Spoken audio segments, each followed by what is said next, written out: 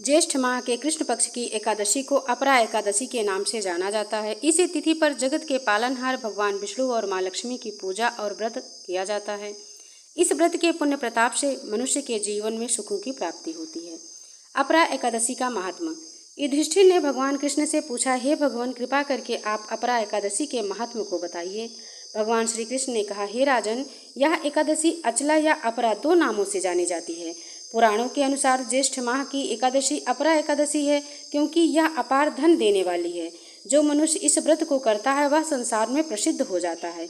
इस दिन भगवान श्री विक्रम की पूजा की जाती है। अपरा एकादशी के व्रत के प्रभाव से ब्रह्म हत्या, भूत योनि, दूसरों की निंदा आदि इन सब प्रकार के पाप नष्ट हो जाते हैं।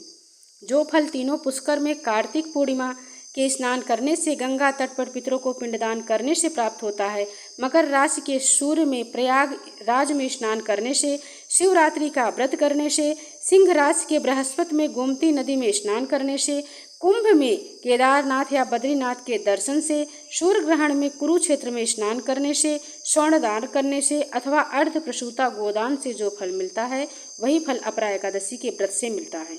यह व्रत पापी रूपी वृक्ष को काटने वाली कुल्हाड़ी है, पाप रूपी ईंधन को जलाने वाली अग्नि है, पाप रूपी अंधकार को मिटाने वाले सूर्य के समान है। अपरा एकादशी का व्रत तथा भगवान का पूजन करने से मनुष्य सब प्रकार के पापों से छूट जाता है और अंत में विष्णु लोक को प्राप्त होता है। अपरा एकादशी की पौराणिक कथा। प्राचीन काल में महिध्वज नामक एक धर्मात्मा राजा था। उसका छोटा भाई ब्रजध्वज बड़ा ही क्रूर, अधर्मी तथा अन्यायी था।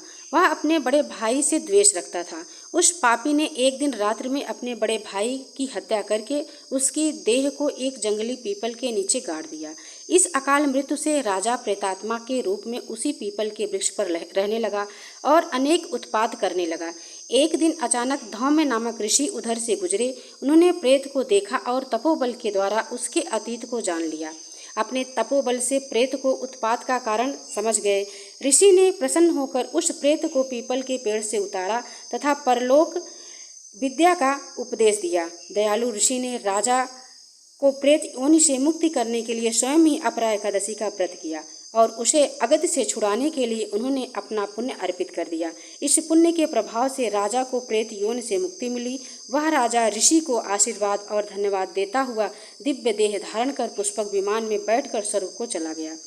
भगवान श्री कृष्ण कहने लगे, राजन, तुम्हारे पूछने पर यह अपरा एकादशी कथा मैंने लोक हित के लिए कही। इस एकादशी का व्रत करने से, कथा को पढ़ने या सुनने से मनुष्य सब प्रकार के पापों से छूट जाता है और अंत में वैकुंठ लोक को प्राप्त होता है। यह एकादशी का व्रत समस्त पापों को नष्ट करने वाला है। इसीलिए विधिपूर्वक श्रद्धा से एकादशी का व्रत करना चाहिए।